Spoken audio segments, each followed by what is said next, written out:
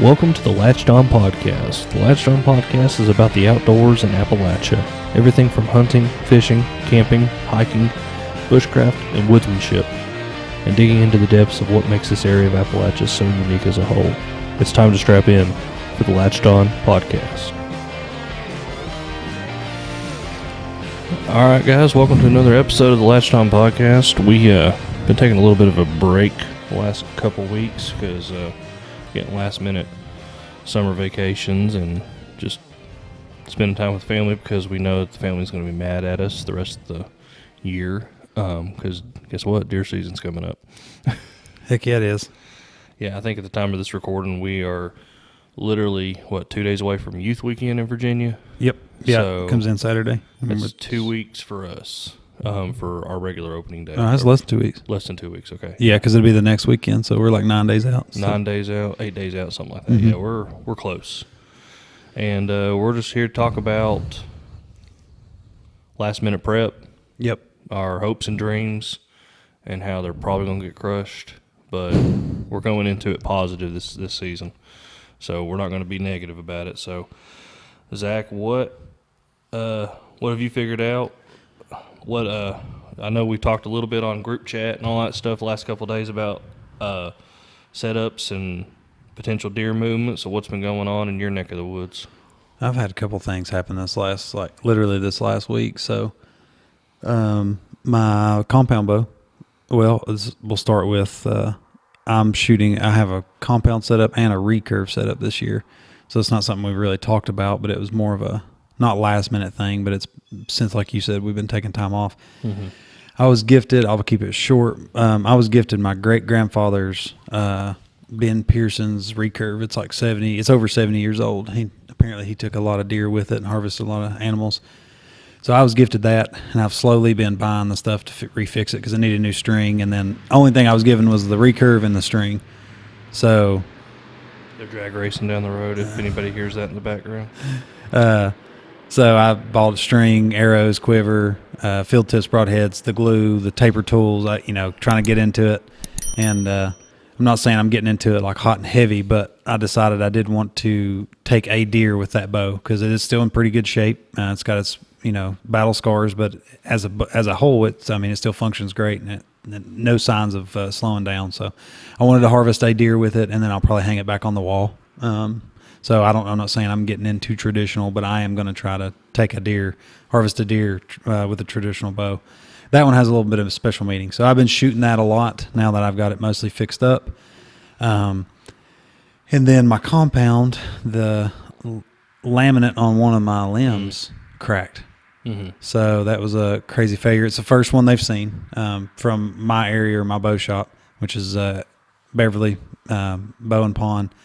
Or gun and pawn shop. I can't remember how he labels it, but great pawn shop great bow shop. He has a big extensive. So if you need anything, make sure you hit up Aaron Beverly there at Beverly's Gun and Pawn. But they got me taken care of. Of course, I have my bow through the warranty service, so they immediately got it fixed. They emailed them that day. They already had one shipped out, to replace it and everything. So they're going to get me fixed up. In theory, limbs don't move. Mm-hmm. Well, the only thing they charge and they have the stored power for the shot, but tuning wise and side end wise, replacing a limb shouldn't change anything. Yeah. Now, there's a chance it'll change a little bit, but it could be just a micro adjustment. Yeah, it shouldn't be. It should be all right. I should be able to get it in. And for anybody saying anything, I don't care what brand you shoot. There's always potential for failure, especially with the new modern stuff. Mm-hmm. There's a lot of power that's held up in these new compound bows. There's a lot of power. And talking to Aaron, I probably have more shots on my bow. And I know people are going to want to know. I'm shooting a Matthews Phase 4. I think I estimated it to be over 2,000 shots already through that bow, and I got it in January. Because I did an online tournament and everything. So I believe that. I probably have north of 2,000 shots on it already. Mm-hmm. And so out of everybody's, I have the most above shots. Average. Yeah, above average normal guy. So not saying it should do that, but as in, I've kind of run with it. So, but no, I'm not really worried about it. They stand by their product and they're very good customer service. So I'm not too worried about it. Mm-hmm. So I got that going on. So I don't have my compound right now, which is fine because I've been focusing on the recurve anyway. So I've been doing a lot better with that. Other than that, I've already kind of got my stands dialed in. I was just going to run one. I was going to run the Lone Wolf Custom Gear 0.5. And then my oldest son said he wanted to start tracking with me or coming with me on public land and everything. Mm-hmm. And I was like, well, I can't make him. I had another stand that Andrew got, and he has it now. And I was like, well, I don't want to make my boy carry the heavier stand. Right. And I was like, and I wanted a light stand for myself, so I ended up buying a 0.75 from Lone Wolf Custom Gear secondhand. So when my boy goes with me, I'll have the 0.75. When I'm by myself, I'll probably just run the 0.5 because I don't need a lot of platform room. I sit when I shoot, and I like sitting in a stand. I'm more of a statue. I can sit a lot stiller and don't get busted by deer as much. I set the stands up the same. I have let's see, I'm trying to think, Sidekick bow holder, which is by Lone Wolf for their stands. I have one in the same spot on both stands. I have the sticks, of course the sticks used for, they work for either stand. And the only thing I'll change is if my boy goes with me, I'll bring one extra stick so we can get the same height. Because I run 2 sticks with a 2-step aider on the bottom one. That's just for me to lighten up the weight of the stick. I don't want my boy dealing with the aider. So all I have to do is add a stick, and I might even throw it on his stand so he carries the difference. So changing the setup back and forth, it's flawless. I don't have to, it doesn't change much. I got those dialed in. I already had those kind of dialed in. I need to practice with them more just so I'm, got everything kind of dialed in, but I'm pretty quiet with it. I try to move pretty slow when I'm setting up. But me and you done a kind of like a dry run where we set up a target in the woods, right, and we imitate that. Say that target is a deer trail or a scrape or something that we want to hunt, and we both walked in at the same time, and we set up on that target, and like in a tree that we preferred, and we literally had our bow in our hand, and all we did was put and we don't range the target. We just set up wherever a good tree's at based on where that target's at or where that scrape deer trail's at. I think I set up right at 17 yards. Yeah, I think I ended up being, I can't remember what I was, 15 to, I was about the same, 15 to 20 yards, somewhere in there. But you didn't even have to use both sticks because you had a really good tree that had cover. Yep. And that's one of the things that we're also saying, like even if you're running 2 sticks, you can always use one stick if there's a low branch, and then use that branch as like cover to mask your movement. And I mean, you don't have to use 2 sticks every time you go in the woods. So luckily you had a really low hanging shot, and you're able to get a good shot, angle and all that stuff. Yeah, that's what I tried to think outside the box. Like I want to continue to. It's easier to think outside the box when you're out here in the backyard. But and like you said, just because you bring the gear doesn't mean you have to use it. So it's one of those things. So it's just I wanted to think, like I want to be thinking in the woods. It's like, oh, there's all these big telephone pole trees, but I would rather get in this tree only 1 stick high, and I had cover everywhere. I had cover all around me and a bunch of good shot windows. And like you said, it was super nice having that low shot angle. And I feel like it would have been a dynamite setup if it was real life. You made a great shot too. I mean, both of us. That was my first shot actually in a sitting stand. So I set up the tree stand kind of, facing the target instead of facing it to the sides because I'm right-handed. My left side would have been stronger. So I was technically making a straight-on shot. So I had to angle my elbow a little bit different against the tree. And I was worried about that, but luckily I was able to move it good and get a good shot on it anyway. But that's why I like doing stuff like that, because it makes you think. And it's out here where you're not messing up you're not, messing anything. It's just a way to get out there and you're like, oh, I shouldn't have set up facing what I was trying to shoot. It's one of those little things that you might just forget in the thing. But if you just do it once or twice in the backyard, some people can do it a bunch of times. That's fine too. We probably end up doing it again today. I want to do it once with the recurve. Right. Just to try that in the stand. I've not got to shoot it out of the stand yet, so we'll probably do that today. But that's just a last little thing. I mean, if you're not ready by now, there's still time, but don't waste time. Definitely in Virginia, it's getting close. It's getting closer. A lot of guys have October 1 openers. Yeah. Most people are between October 1 and October 7th. So Virginia is the first Saturday in October every year. I wish they would change to October 1 so we get more time. But regardless, if it's not already open in September, almost all whitetail states are open from October 1 to October 7th. Most whitetail states start, I think, I think like Kentucky starts September 15th. So a lot of states like Kentucky, and I think even some areas in Tennessee, they've already started. Tennessee's was last Saturday. Yeah. Was their opener. I know the early season in Virginia actually started at the beginning of September. This is like urban Northern Virginia type stuff. Yeah. But yeah, by October, usually by the first Saturday in October, pretty much the entire country's open up for whitetail deer. Yep. And that's what we're just waiting on right now is just 8 days away, and we are ready to go. Yep. And then other than that, I think we've been doing a lot of deer camp prep. Yeah. Well, it's not even as much prep. We've been more discussing, and I think that's just as brainstorming. Yeah, that's just as important as the actual prep itself, because we've been talking about how, from everything to, we started a group chat. There's only 3 of us that are going, and we're going to stay we're going to go camp out on National Forest for close to a week.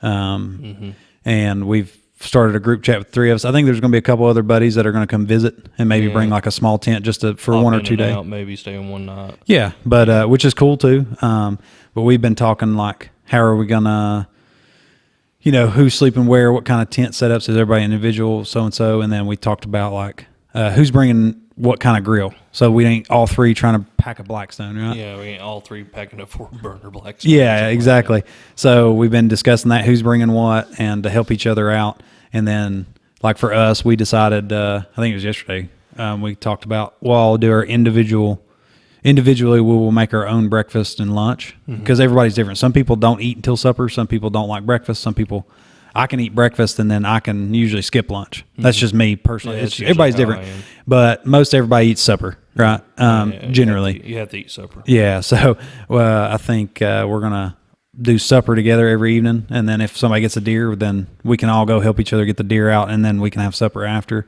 Right. But my wife, she pulled in clutch yesterday, and she said she wanted to make us a bunch of deer chilies and soups. That'd be good. And she's probably gonna, she's already been researching how to like pre-cook it and then seal it in a jar, or whether it's canned. I don't know if you would call that canned, because she's already cooking it. She's not pressure canning it to cook it like we normally do. It's still being preserved the same way. She's just going to figure out a way to preserve it, or just store it in the jars. And then I think it was me and our other guy, Sword.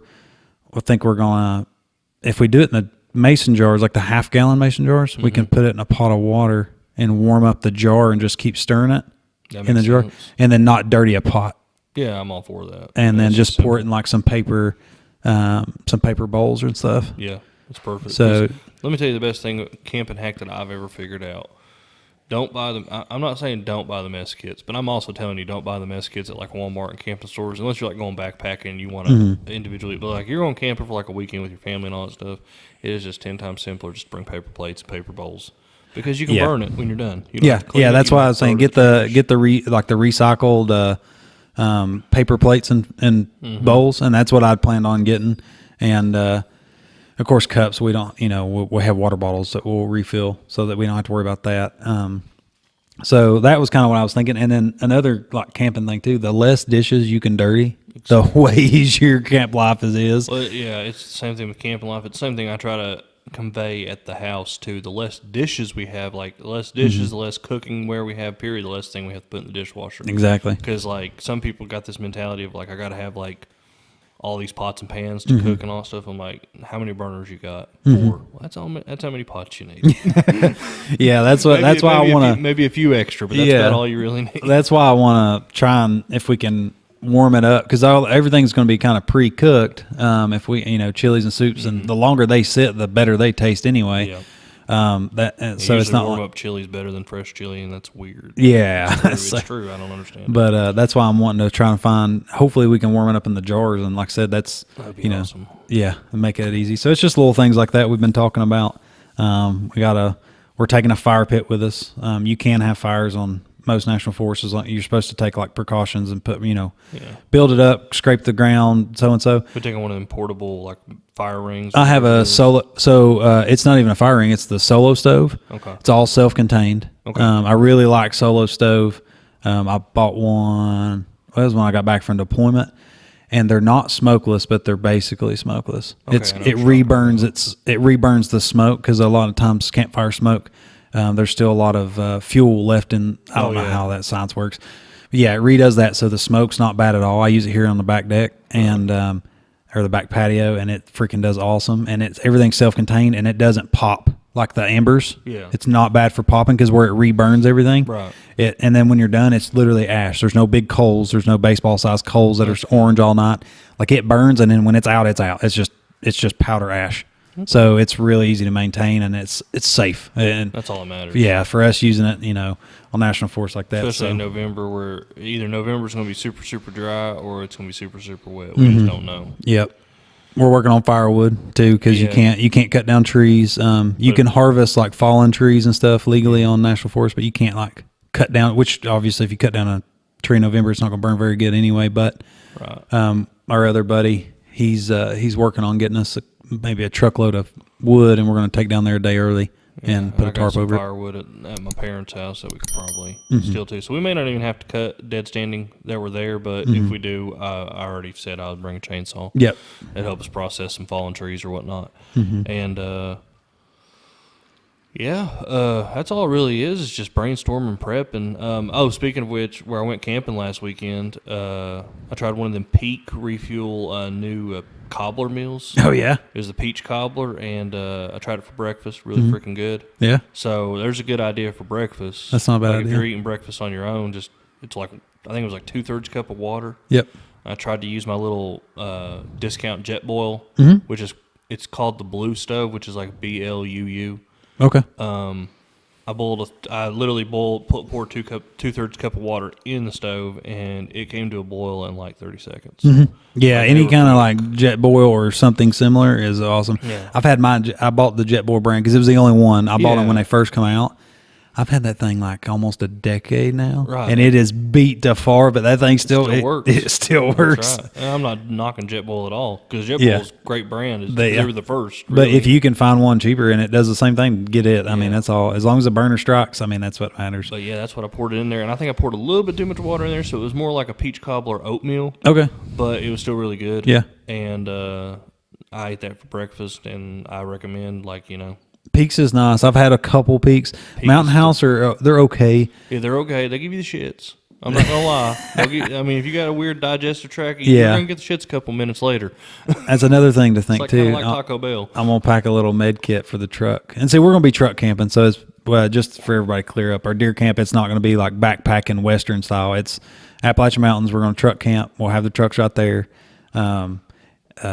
So we'll have access, to store stuff. So a little medicine cabinet for the truck, right. Ibuprofen, stomach pills, stuff like that, Pepto. Yeah, Pepto and some Imodium and stuff. Just simple stuff like that to make if you get a little sick in the back or, in the back country, it's nice to have something easy like that. We don't have to worry about the amount we pack because the truck's just carrying all the weight. So exactly.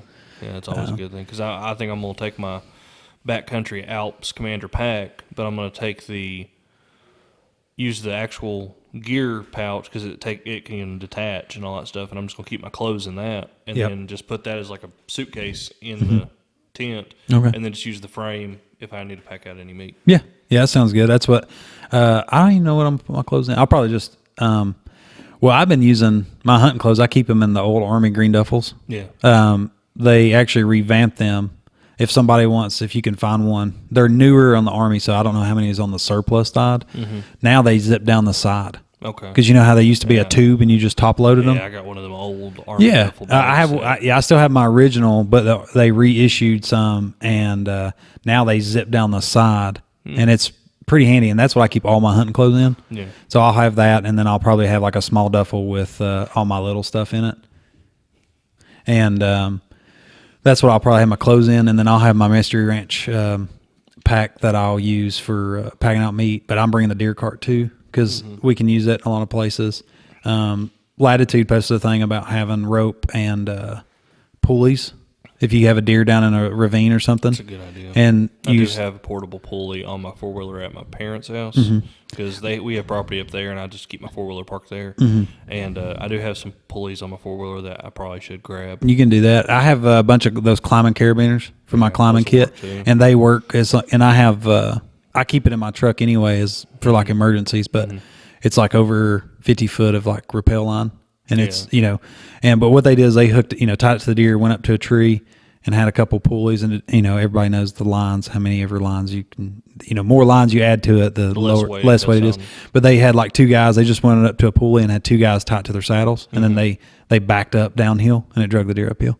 So we could do that to get it up to because there is quite a few like logging roads, and then there's an old access road. It's like partially gravel, partially dirt. And the deer cart will do fine on that. So we might not have to pack, but depending on what ravine I end up in. Yeah, it could be like, there's a chance we'll have to do both. There's not giving away location or anything like that, but there's some really nice spots in there that look really thick but look really good. And I'm just afraid that if one of us gets something in that thick area, we're going to at least have to pack it out until the road. That's what we're probably going to do in both. That's what I was getting at. Is depending, like I said, depending how far you go, and I ended up having to pack that one out last year, and we were down there, which I didn't have a deer cart then either. That's why the wife bought me a deer cart like the week after I killed that one because it took me so long to get it out. A week late, but I guess it's better to be reactive. Well, she's like, I don't want you to have to do all that again because it was better to be reactive than not have to do anything at all. Yeah, it took me half a day to get it out. So, but yeah, it was. That's just some stuff we're gonna do. I'm trying to think if there's anything else, like just little tips or tricks for deer camp maybe, and opener. Everybody, you're probably packing too much for the opener. I'll tell you that. I'll go ahead and say that. I've slimmed down my stuff to nearly nothing. I did add a little pack on my tree stand. The TX5 harness system finally came in. It came in like no shit. I think like 3 days after I ordered a little $50 suspension system. Yeah. And I bought this. It's always been like a thing for me. Like I'll buy something to replace something, and then I'll find whatever was meant to replace. So I knew as soon as I bought that thing, I'm going to get an email notification from TX5 saying, hey, your thing shipped. And I'm like, figures. The TX5 stuff is awesome. It's all USA made, and it's made to order. That's why it takes longer. That's why yeah. I was just afraid it wasn't going to be here by opening weekend. Yeah, I don't blame you. I'd have done the same thing. Did you send the other one back? No, it's still in my closet, but I got like 3 months to return it. Well, I was going to tell you, Sword will probably end up buying it. I'm about to say, it's in my closet, and if anybody wants it, he has the XOP suspension system. If he likes that multicam one a little bit better. Yeah, he's running the XOP stand, and he went ahead when he bought the stand a year or two ago. He bought their system, and it's bulky. Well, he's coming up here this weekend for youth hunt, so I'll drop it off at your house, and he can take a look at it. And if he likes it, and he wants to buy it, he's more than welcome to buy it. He'll probably take it off. I like that because that one is designed. It looked almost identical to the TX5. Yeah, the one you bought. Which really that's nice. why I liked it. It's same setup. It's 2 separate systems: it's the hip belt and the straps. Yep. And you just tie them all together. And what I liked about it so much is they actually tell you when you get the thing adjusted with your little, I can't remember how tri-glides. Tri-glides. Yep. That just cut it and burn the ends off, and just leave it alone. Okay. And then it tells you also to double them up like it does on the TX5 video and all that stuff. That's good. So it was like just a $50 multicam backpack strap. I found it on there because I bought I think it was a Summit before. It was a Summit or I don't know. It was a heavy duty. It was like a heavy duty. It looked like a military Alice pack type suspension system, and I liked it, but it was just the way it attached. I did not like because it was like buckles. Like you put straps onto the tree stand, and then you just clip it on, and it was like there was like a bunch of gaps. It was like down, and it was just too heavy, and I'm like, I don't like it, so I returned that, and then I bought that thing like literally the same day, and they cost the same amount, so I was out of no money. But I got this little pack. I've been looking for a pack. I was like, I got this little kill kit, and that was in the last episode, and I'm like, well, what if I need to add clothes and all that stuff, and I need to add it, I just need to strap it onto the tree stand. I'm like, well, I'd like to find like a little tiny backpack, and I used to have one, I gave it away, so I'm like, let's find it again. And this backpack, the reason why I liked it is because you can take the shoulder straps off of it.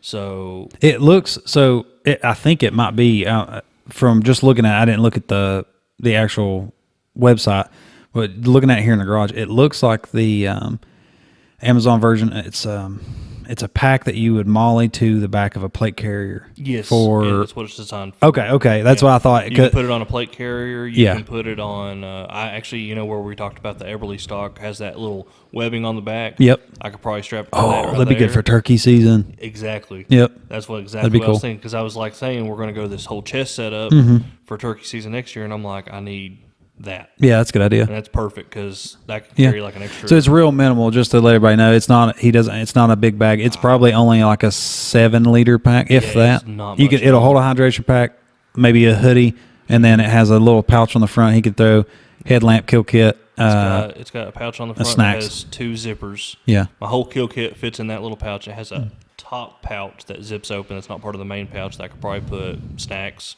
water pouches, liquid IV, instant coffee if I wanted it. Yeah. And then that big pocket, like I said, like he said, I can put water bladder, a hoodie, maybe an extra. Perfect for early season. Perfect for early season, yeah. And that's what we plan on. That's why we bought the suspension systems. What we're talking about, it's like a really nice pack. It's like pack frame backpack straps and hip belts for our stands. Yeah, the reason being is so if yeah. we want to just pack out the animal or part of the animal on our tree stands, we can. So it turns it into a pack frame. That's why we bought that. Because the backpack straps, like for the lone wolf ones, are perfect. As light as those stands are, all you need is backpack straps. If that's all you're doing, you can pack it out with just backpack straps. But a hip belt, I mean, it's money when you got some weight. Yeah, if you got weight on there, that hip, because I mean, you're supposed to. I think like the backpacking rule, and this is going toward like through hiking and regular backpacking. I think like 80% of all your weight needs to be on your hips.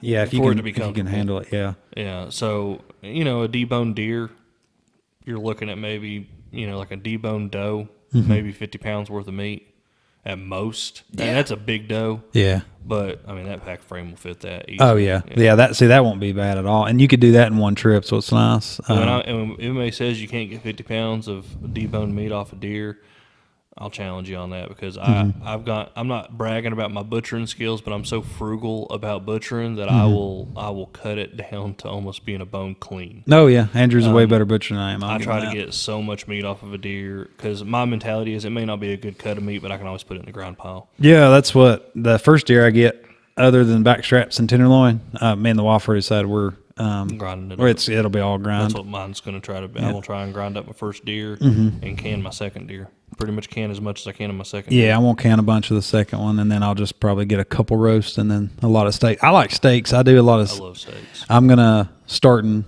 this season. I really like steaks and roasts. I really like roasts this much. And we'll talk about this more later, probably this season, about like how we use our deer meat. But like I showed you a method when we were butchering your deer about the front shoulders, and like you can either grind them up or you can cut them at the bone in 3 different sections. And I took this idea from Stephen Ranella of where you can just use it as a blade roast, bone-in blade roast, put it in a slow cooker and cook it.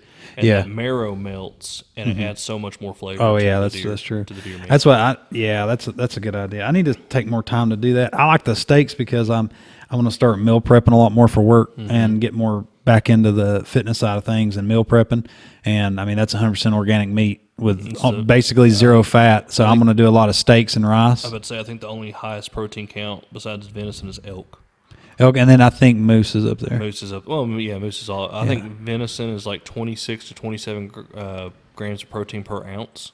It's something crazy. Like that. And then elk is like 3 points higher. Or it's 4. I think it's 4 ounces is how they measure it. I don't know. Yeah, something like that. Yeah, it's super up there. But it's way up. It's higher than chicken. Yeah, and it's freaking completely organic meat, and I know where it came from, and I worked hard to get it, so that's why we want it. I had another thing on my head, but I can't remember. 9 grams of protein per ounce. Per ounce, okay. For roasted deer. Okay. Yeah. So that's really good. Yeah, that's the super high protein, and if you want to be healthy and your family healthy, and my kids are loving deer meat now, so all 3 of my kids started eating deer meat. Everybody knows how, and that was one of the stipulations for my oldest son.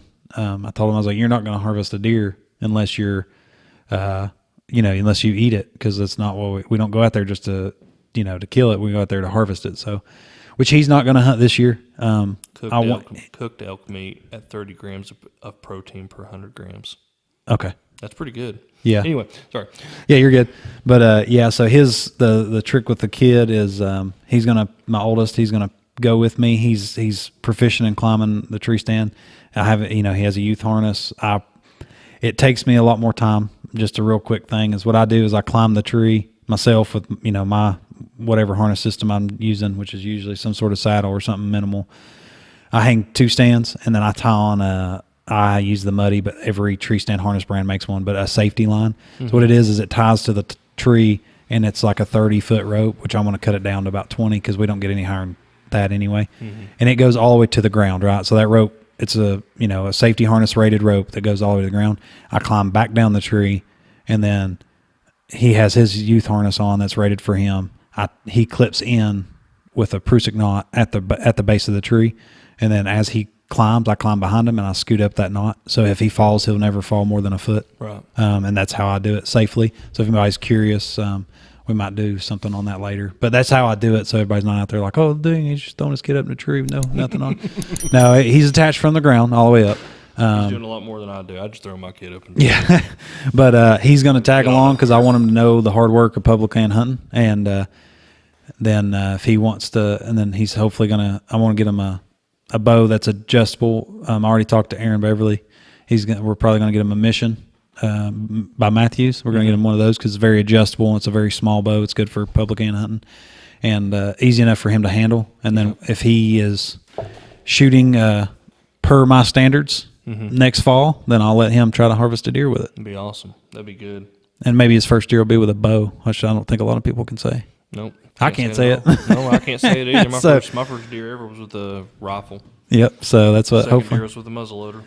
Yep. So this has been a cool just BS early season prep, and hopefully everybody's getting it dialed in. Oh, the deer have shifted here in Southwest Virginia. Yeah, I was about to say, you told me that the other day. Yeah, so I normally don't check cams a month out. I don't, and I enjoy trail cameras, but I'm not as good as these famous guys out here that use their cameras to dial into one deer and then they chase that whole deer the whole season. I'm not that good. I put a broad spectrum of cameras out in spots that I know are good. I make some mock scrapes, or if I know where some hubs, some year-round scrapes that the deer have. I put them on that. I use it more for inventory, so I can have okay, there's so many good bucks in here to chase that I want to. And when I say good bucks, I'm saying like anything bigger than a 6. Like I'm not a booner searcher, all right. Like, now if one walks up, I'll shoot it, but I'm not that good, right? So, but I did have I had a really good buck on that I was going to try and get with the recurve.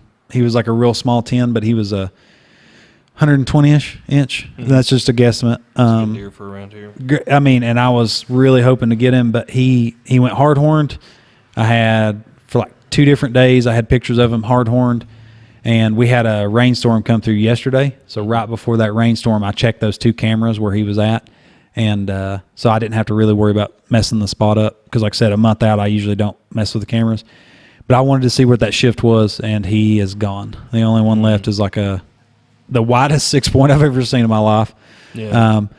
Now if he comes up and I got that trad bow in my hand and gets me excited, I ain't gonna say I ain't gonna sling an arrow at him, but I probably will hopefully stick with we get 2 deer tags where we're at Virginia, or buck tags, I'm sorry, 2 buck tags. So I definitely am saving a buck tag for deer camp. Yeah, that's what I'm trying to do. So I don't know if I want to kill a 6-point on opener, and because we'll have a whole month before deer camp. Right.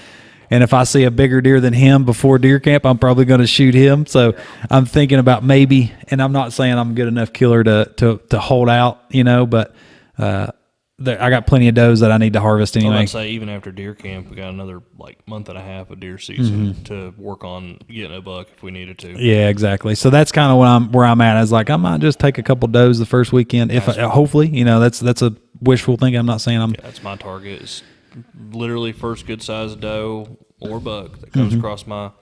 Yeah. Now, if a good one, if that one come back, now him without a doubt is getting an arrow slung at him. But that little one, he's probably only 2 years old. That little 6-point. Right. I'm telling you, he's the widest freaking deer I've ever seen. That's that young though. He's unusually wide. He but might be good, really good next year. If he'll make it, if the neighbors will let him live, so we'll see. But also right before we close out on this episode, I know we got deer season 8 days away, but me and Zach's going to attempt to hunt a bear. Oh yeah, I forgot about that was what I forgot. Yeah. So in Virginia, there's a early rifle season for bear. It's and October 2nd, 3rd, and 4th this year. Yep. Usually Monday, it was only Tuesday, Wednesday. Yep. It used to only be 2 days. It used to only be Monday, Tuesday, but this year it's Monday, Tuesday, Wednesday, which I'm glad because we have way too many bear in our area. Not a lot of people like to shoot bear either because everybody that I talk to says, "Oh, bear meat's too gristly, it's too chewy, it's all that stuff," and I'm like, well, I've had deer meat canned, and it makes the worst part of the deer meat taste really good. So I'm thinking if we possibly do get a bear, I'm going to can a lot of it. All the people that are avid bear hunters, most of them that I see talk about canning it, and it's the best way to do it. So that's, I mean, you both love canning meat anyway. So. I think the only thing I'm not going to can on a bear, if we get it, is maybe like the back hams or like the rump area, because they say that's a good way of making a bacon substitute, because the fat to meat ratio is about what bacon would be. That's nice. And I just want to experiment. No, I don't blame you a bit. But but most of it's going to be canned. Yeah. So, I'd like some backstrap steaks just to try. Yeah, and then of course I'm going to render down all the fat into cooking oil. And like also another thing, like if say, I think I'm going in with the rifle, Zach's going in with the bow, and it's one of those things like if Zach gets a shot off of him, you know, is what it is. But if he can't get a shot off of him, I'll have the rifle to take that longer shot if I need to, and then we'll do. If we don't get 2 bears apiece, then one of us will have a bear tag for the rest of the season, and then we'll just split that bear up based on how we kill it and how we butcher it. And that next bear will be split up later on in the year anyway. I could say for a fact, even if I absolutely love bear meat, there's no way I can eat one in a year. No. Which, I mean, it'll last longer than a year in a freezer, but I'm more than willing. We plan on splitting it if we get one, and that's what I'll take the bow just because I enjoy carrying that. And our plan is if I can. And I know our area is not made for stalking, but if I can. Now, are you going to try and get with the recurve? Yeah, I'm taking the recurve. Okay, I didn't know. Yeah, I'm taking. Are your limbs going to be ready by then? They are. They will. They should be, but I'm still taking the recurve. Okay. Just for shits and giggles. I mean, hell, it's freaking simple. And one thing I'll tell you, slimming my kit down, grabbing that compound, and then grabbing a recurve. Recurve's a lot easier to carry because it's I need to weigh. It's like 2 pounds. Yeah, and then my bow whole setup's probably closer to 6-7. You can't beat that at all. But I'm gonna try if we see one far, because me and Andrew's scouted a bunch, and we've had plenty of bear that we've come across that we could have tried to put a stalk on because there's a couple that we found that they didn't even know we were there. Yeah, it was a month before turkey season. We jumped a bear while we were down. I don't know. We were checking a trail camera. Yeah, we were going to set up a trail camera. Yeah, deer was a month before turkey season. Done the same area, and we jumped a bear there. That was about a 200, 300-pound bear. That's a big bear. That was the one I tried to kill last fall. Yeah, so that's kind of where we're going to go for the early day of bear season. We're going to where we are going to set up deer camp at, and because we know there's some bear there, and we figured a month ahead of deer camp, it's not going to hurt nothing. No, and then I'm going to throw. I saved 2 trail cameras. Yeah. I'm taking 2 trail cameras with it that day. So it's going to be a bear hunt / deer camp scout. I'm going to throw up a couple cameras for deer camp. Multitasking. And then, of course, back here behind your house on National Forest, we jumped a bear after setting up trail cameras, and it was munching down on blueberries. Well, he didn't know we were there. And I could have stalked, which he was a young bear, but I could have stalked on that bear. He had no idea we were there at all. Yeah. And I'm like, so I think our plan is we're going to try, me and Zach both work night shifts. I think we're going to take the Monday off and just sleep and rest and spend time with family, of course. And then Tuesday, we're going to hunt all day, and then we might hunt for a couple hours Wednesday morning before we have to go into work, just in case. I mean, we're going to hunt 2 hours back here behind his place, and then the Tuesday we're going to hunt all day at deer camp and set up trail cameras and hopefully put a stalk on a bear. Never hunted a bear. So we're still hunting, by the way. We can't bait in Virginia. Well, at least in our area. I'm sure somewhere in Virginia you might be able to. We're not running hounds. We're not baiting. We're just doing it to still hunt. Yeah, still hunt. And I mean, I know a lot of people that do run hounds for bear. I would love to be involved in that, like just to watch the process of it. But I can't afford it. I can't afford to take dogs and train them and all that stuff. So I got a buddy that either he has dogs or he has a friend with dogs. Yeah. So I'm just going to have to piggyback on the people that do have dogs. Yeah, we might get with them one day if we don't have. I know a couple of people that hunt up on Black Mountain on a big old lease, and I may reach out to them this year and see if we can get it maybe late season, run around with them, just watch the dogs. Yeah, that'd be fun. Because I want to do that. They do have a guest fee for that lease, and it's like $10. I want to do that with a recurve.